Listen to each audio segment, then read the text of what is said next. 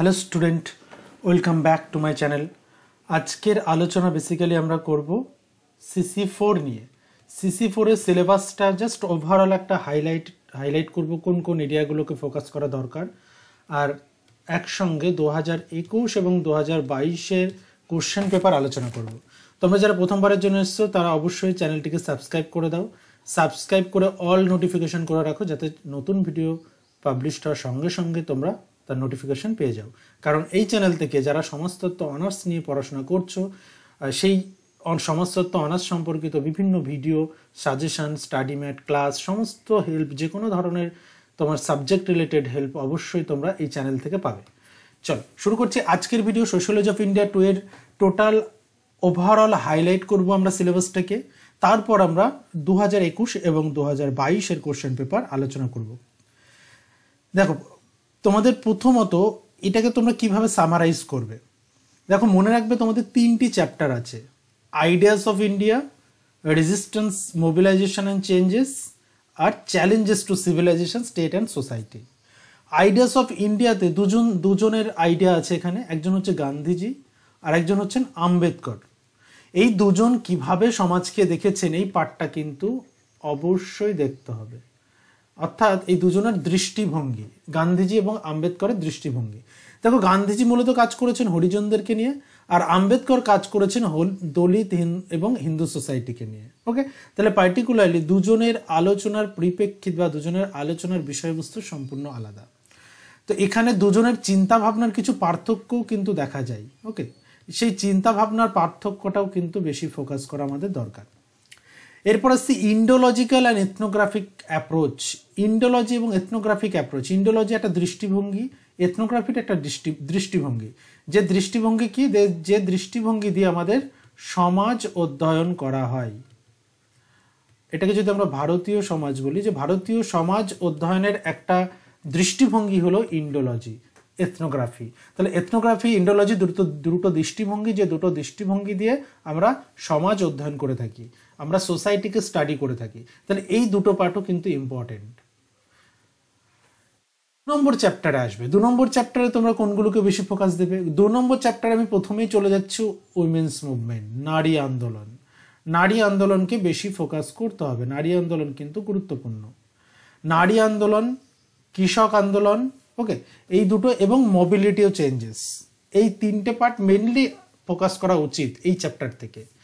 এছাড়াও যে পার্টগুলো রয়েছে এগুলো থেকে তোমরা শর্ট কোশ্চেন পেতে পারো, দলিত পলিটিক্স, এথনিক মুভমেন্ট, হ্যাঁ, মিডল ক্লাস ফেনোমেনা, এগুলো থেকে আমি শর্ট কোশ্চেন কি কি আসতে পারে সেগুলোর একটা সাজেশন ভিডিও তো আসছেই। 2023-এর যে সাজেশন ভিডিও সেটা খুব শীঘ্রই আপলোড হবে, তো তোমরা সেখানে পেয়ে যাবে। এবং একই সঙ্গে শর্ট কোশ্চেনের যেমন আমরা CC-1 তোমাদের বিশেষ করে তোমরা যারা ফার্স্ট সেম থেকে ফলো করছো আমার চ্যানেলটা, তারা নিশ্চয়ই জানো যে আমরা CC-1-এও কিন্তু দুটো পার্টে প্রত্যেকটা সিসির, বিশেষ করে CC-1, CC-2 দুটো পার্টে শর্ট কোশ্চেনের ভিডিও ছিল প্রায় 40টা মতো। তাহলে সেই 40টা করে শর্ট কোশ্চেনের ভিডিও তোমরা এই সেমিস্টারেও কিন্তু পাবে। হ্যাঁ, তোমাদের পরীক্ষার যেহেতু দেরি আছে, সবকিছু তৈরি হচ্ছে, ক্লাস রেডি হচ্ছে, সেগুলো কন্টিনিউয়াসলি যেমন তোমরা ভিডিও পাচ্ছ তেমনভাবে ভিডিও পাবে। আজকে যেমন তোমরা এই ভিডিওটা পাচ্ছ, গত সপ্তাহে যেমন তোমরা ভিডিও পেয়েছো CC-3, তো একইভাবে এর পরের ভিডিওটা আসবে কিন্তু সাজেশনের ভিডিওর পরের ভিডিও কিন্তু তোমরা পাবে শর্ট কোশ্চেনে। ঠিক আছে, যে ফরম্যাটটা বা যে সিস্টেমটা আমরা সেমিস্টার 1-এ ফলো করেছি, তোমাদের সেমিস্টার 2 এর ক্ষেত্রে সেম প্যাটার্নটা আমরা ফলো করছি। এরপর আছে 3 নম্বর চ্যাপ্টার। 3 নম্বর চ্যাপ্টারে যে তিনটি পার্ট আছে, কমিউনালিজম, সেকুলারিজম, ন্যাশনালিজম, এটার ক্ষেত্রে সব থেকে বেশি গুরুত্ব দেওয়া দরকার 3 নম্বর 3.1 এবং 3.2-কে। ওকে, এই দুটোকে তোমরা বেশি গুরুত্ব দেবে। এরপর চলে আসি আমরা আমাদের 2021-এর প্রশ্নপত্রে। দেখো 2021 সোশিওলজি অনার্স CC-4-এ কি প্রশ্ন এসছে আগে দেখে নিই। CC-4 আর এটাও সেম 65 মার্কেরই তোমাদের হবে, তোমরা তো দিয়েছো ফার্স্ট সেমে 65 মার্কের, সেম প্যাটার্ন। 15 নম্বরের 2টি, 5 নম্বরের 5টি এবং 2 নম্বরের 5টি। ওকে, এভাবে তোমাদের 65 ডিভিশন। দেখো প্রথমেই তোমাদের এসছে ইন্ডোলজিক্যাল দৃষ্টিভঙ্গি, 2021-এর এটা পার্ট। 2021-এ এসছে ইন্ডোলজিক্যাল দৃষ্টিভঙ্গি, যেটাকে আমরা বলে থাকি ইন্ডোলজিক্যাল পার্সপেক্টিভ। ইন্ডোলজিক্যাল দৃষ্টিভঙ্গি নৃতাত্ত্বিক দৃষ্টিভঙ্গি থেকে কিভাবে পৃথক, অর্থাৎ দুটো দৃষ্টিভঙ্গি, দুটো পার্সপেক্টিভের ডিফারেন্স আমাদের এখানে দেখাতে হচ্ছে। ভারতের নারী আন্দোলনের ইতিহাস সম্পর্কে লেখো। নারী আন্দোলন এসেছে। স্বাধীন ভারতের দলিত রাজনীতির বিবর্তন, এটা পলিটিক্স থেকে এসছে, তোমাদের দলিত পলিটিক্স থেকে এসছে। ভারতের সাম্প্রদায়িক সমস্যার জন্য দায়ী প্রধান কারণগুলো, যেটা বললাম যে সাম্প্রদায়িকতা আমাদের দেখতে হবে।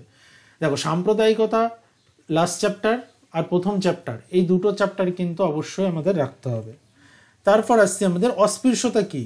অস্পৃশ্যতা প্রসঙ্গে গান্ধীজি আম্বেদকরের গুরুত্বপূর্ণ পার্থক্য, যেটা বললাম একদম ফার্স্টে আমরা বললাম যে এই দুজন তাত্ত্বিকের দৃষ্টিভঙ্গিগত একটা পার্থক্য আছে দুজনের, সেই পার্থক্যটা কিন্তু আমাদের প্রিপেয়ার করতে হবে। সামাজিক সচলতা কি, সোশ্যাল মোবিলিটি যেটাকে আমরা বলি। 20 শতকের ভারতীয় কৃষক আন্দোলন, দেখো আমি দুটো আন্দোলনের কথা বলেছি, একটি কৃষক আর একটি নারী, দেখো দুটো থেকেই প্রশ্ন এসেছে। জাতিসত্তা কি, ভারতের সাম্প্রদায়িকতার বিরুদ্ধে লড়াই করার জন্য তুমি কোনটিকে সবচেয়ে বেশি প্রয়োজনীয় বলে মনে করবে। খুব সাবজেক্টিভ কোশ্চেন, এটা তৈরি করতে হবে। হ্যাঁ, এই ধরনের কোশ্চেন কিন্তু আসতে পারে যে সাম্প্রদায়িকতার বিরুদ্ধে লড়াই করার জন্য তুমি কোনটিকে বেশি প্রয়োজনীয় বলে মনে করছো, যেটা আমাদের এই সময়ে কোনো একটা ঘাটতি মনে হচ্ছে কোন ক্ষেত্রে, সেই পার্টটা কি, সেটাকে অ্যাঙ্গেল করে কিন্তু তোমার প্রশ্ন দিতে পারে। এরপর আছে ধর্মনিরপেক্ষতা। দেখো সাম্প্রদায়িকতা, ধর্মনিরপেক্ষতা এই দুটোকেই তোমরা দেখবে। কমিউনালিজম এবং সেকুলারাইজেশন, এই দুটো পার্ট দেখবে, এই দুটো পার্ট কিন্তু ইম্পর্টেন্ট। এবার শর্ট প্রশ্ন, ছোট প্রশ্ন কি আছে দেখি 2 নম্বরে আম্বেদকরের অস্পৃশ্যদের বর্ণনা করতে কোন শব্দটি ব্যবহার করেছেন। অ্যানিহিলেশন অফ কাস্ট গ্রন্থটির রচয়িতা কে? কোন দৃষ্টিভঙ্গি অর্থগত দিক থেকে প্রাচ্যতত্ত্ব বিষয়টির বেশি কাছাকাছি, ইন্ডোলজিক্যাল না এথনোগ্রাফি? কোন বছরে দলিত প্যান্থার আন্দোলন শুরু হয়েছিল? তাহলে দেখো দলিতটাকে বেশি ইম্পর্টেন্স দিয়েছে, এখানে দলিত থেকেই কিন্তু 3টি কোশ্চেন তুমি দেখতে পাচ্ছ যে এসেছে। কোন শতাব্দীতে মধ্যবিত্ত শ্রেণীর উদ্ভব হয়েছিল? তাহলে এই যে অন্যান্য যে পার্টগুলো আমরা বড় প্রশ্নের জন্য ভাবছি একটু কম গুরুত্বপূর্ণ, সেগুলো কিন্তু শর্ট কোশ্চেনের জন্য গুরুত্বপূর্ণ, আমাদের সেগুলো শর্ট প্রশ্নের জন্য তৈরি করতে হবে। ভারতের প্রতিটি ধর্মের রাষ্ট্রের সমান গুরুত্ব বর্ণনা করতে কোন শব্দটি প্রয়োগ করা? এটা আমরা জানি, ধর্মনিরপেক্ষতা। The nation and its fragments গ্রন্থটির রচয়িতাকে? এগুলো তো আমরা আলোচনা করবো শর্ট কোশ্চেনের মধ্যে, তবু আমরা বলে দিচ্ছি এটা পার্থ চ্যাটার্জি। একজন খুব বড় মাপের একজন তাত্ত্বিক, হিস্টোরিয়ান, বা আমরা পলিটিক্যাল সায়েন্টিস্টও বলতে পারি। ওকে, তো অ্যানিহিলেশন অফ কাস্ট, এটা অ্যাকচুয়ালি হচ্ছে আমাদের B.R. আম্বেদকর, এটা তোমরা জানো, যেটাও খুব বিখ্যাত একটা বই বলা যেতে পারে। ওকে, তাহলে এই অস্পৃশ্যদের বর্ণনা করতে কোন শব্দটি ব্যবহার করেছেন সেটাও কিন্তু তোমরা জানো। এর একটা আমি ইংলিশ পার্টটা আমি দেখিয়ে দিচ্ছি। দেখো এই যে ইংলিশ পার্টটা, তোমরা যারা ইংলিশ মিডিয়ামে আছো তারা ইংলিশ পার্টটা দেখে নিও। এই হচ্ছে আমাদের টোটাল 2021-এর পার্ট। এবার আমরা 2022-এ চলে যাই। 2022-এ দেখো গান্ধীজি আর আম্বেদকরের যে চিন্তা ভাবনার গত দিক থেকে পার্থক্য, সেই পার্থক্যটা কি হচ্ছে, এটা কিন্তু 15 নম্বরে এসছে। ভারতীয় সমাজ অধ্যয়নের ক্ষেত্রে এথনোগ্রাফিক দৃষ্টিভঙ্গির গুরুত্ব আর মুখ্য প্রতিপাদ্য বিষয়, অর্থাৎ এটা কিন্তু এথনোগ্রাফিকটাকে দিয়েছে এই চ্যাপ্টার থেকে। তারপর দেখো 3 নম্বর কৃষক আন্দোলন এসছে, আর 4 নম্বর এসছে তোমাদের ধর্মনিরপেক্ষতার মূল সমস্যা। ক্লিয়ার? এরপর আসছে আমাদের 5 নম্বরে কি এসেছে, কি 5 নম্বরে দলিত কি, এটা কিন্তু 2, 5, 10, এই 15 তিনটের জন্যই তৈরি করতে হবে। দলিত আন্দোলনের কয়েকটি প্রধান বিষয়, ভারতের নারী আন্দোলনের কয়েকটি মুখ্য বিষয়। দেখো নারী আন্দোলন, কৃষক আন্দোলন কিন্তু রাখতেই হবে আমাদের সাজেশনের মধ্যে। সচলতা কি অর্থে পরিবর্তনের ধারণা থেকে পৃথক? সাম্প্রদায়িকতা কি? জাতীয়তাবাদের সংজ্ঞা দাও। মধ্যবিত্ত শ্রেণী কি? দেখো এগুলো প্রত্যেকটা কিন্তু খুব ছোট পরিসরে বা খুব ছোটভাবে আমাদের তৈরি করে রাখতে হবে। জাতীয়তাবাদ কি, ন্যাশনালিজম কি, কমিউনালিজম কি, মিডল ক্লাস ফেনোমেনা বলতে কি বোঝায়, ওকে, এই পার্টগুলো। এরপর আসছি আমাদের, দেখো তোমাদের 5টা কোশ্চেন অ্যান্সার করতে হবে, যেটা 2 নম্বরে। অস্পৃশ্যদের ব্যাখ্যা করতে গান্ধী কোন শব্দ ব্যবহার করেন? দুজনে। দেখো অস্পৃশ্যদের ব্যাখ্যা করতে গান্ধীজি একটি শব্দ ব্যবহার করেছেন এবং আমাদের আম্বেদকর একটি শব্দ ব্যবহার করেছে। তো এই দুটি শব্দ ব্যবহার, এই দুটি অস্পৃশ্যদের ব্যাখ্যা করতে কে কোন শব্দ ব্যবহার করেছেন, এটা কিন্তু জেনে রাখতে হবে অবশ্যই।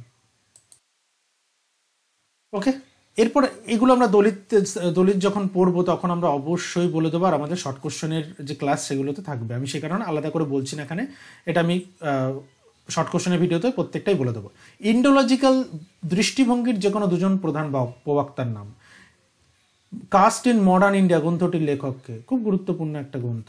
ডোমিনেন্ট কাস্ট ধারণাটির জন্য কে বিখ্যাত? ভারতে এথনিক বা জাতিসত্তাগত আন্দোলনের একটি উদাহরণ। দেখো খুব সহজ শর্ট প্রশ্ন কিন্তু এই বিশেষ করে 2022-এ গত বছরে দিয়েছে। ভারতীয় জাতীয়তাবাদের যে কোনো দুটি প্রধান ভিত্তি, ভারতীয় ধর্মনিরপেক্ষতার মূলনীতি। তাহলে দেখো এই 2 বছরের প্রশ্নপত্র দেখে আমরা কিন্তু একটা বিষয় আন্দাজ করতে পারলাম যে কোশ্চেন কেমনভাবে আসতে পারে, কোন কোন ধরনের কোশ্চেন বিগত বছরগুলোতে দিয়েছে। আমি এই প্রশ্নপত্রটা, আচ্ছা ইংলিশটা আমি দেখিয়ে দিলাম। আমি এই কোশ্চেন পেপারটা এ কারণেই ডিসকাস করলাম যেহেতু কোশ্চেন পেপারটা দেখলে তোমাদের একটা আইডিয়া আসবে। হ্যাঁ, তোমাদের একটা আইডিয়া আসবে যে কোন কোন ধরনের প্রশ্ন আসছে, কোন এরিয়া থেকে কোশ্চেন আসছে, এবং একই সঙ্গে এরপর যখন তোমরা সাজেশনের ভিডিওটা দেখবে তখন কিন্তু তোমাদের কাছে খুব ক্লিয়ার, নিট অ্যান্ড ক্লিয়ার হয়ে যাবে যে 2023-এর জন্য কোন কোন বিষয়গুলোর উপর বেশি গুরুত্ব দেবে। দেখো ওভারঅল সিলেবাস ছোট, আমাদের কম বেশি একটু দেখতেই হবে সিলেবাসটা, কিন্তু একই সঙ্গে সাজেশন মানে কি? সাজেশন মানে খুব বেশি গুরুত্ব দেবে কোনগুলোকে, খুব বেশি ইম্পর্টেন্স দেবে কোনগুলোকে, সেইগুলো আমি বলে দেবো, যেগুলোকে প্রিপেয়ার না করে কখনোই তোমরা এক্সাম হলে যাবে না। সাজেশন মানে কিন্তু আমি সেভাবেই দেখাই যে প্রত্যেকটা এমন কিছু কোশ্চেন আমি বলে দেবো যেগুলো তোমরা পাবে কমন। বিগত বছরে তোমরা CC-1 এবং CC-2 এর সাজেশনও দেখেছো, এবং যারা অ্যাকচুয়ালি তোমরা আগে থেকে যারা ফলো করছো তারা নিশ্চয়ই জানো যে বিগত লাস্ট বছরে তোমাদের CC-1 এবং CC-2 এর যে পেপারটা, সেই পেপারে কিন্তু সাজেশন থেকে কমন এসেছে। তো এবছরেও তোমরা আশা করছি সাজেশন থেকে কমন পাবে, আর খুব শীঘ্রই সাজেশনের ভিডিওটা আসছে। দেখা হচ্ছে নেক্সট ক্লাসে।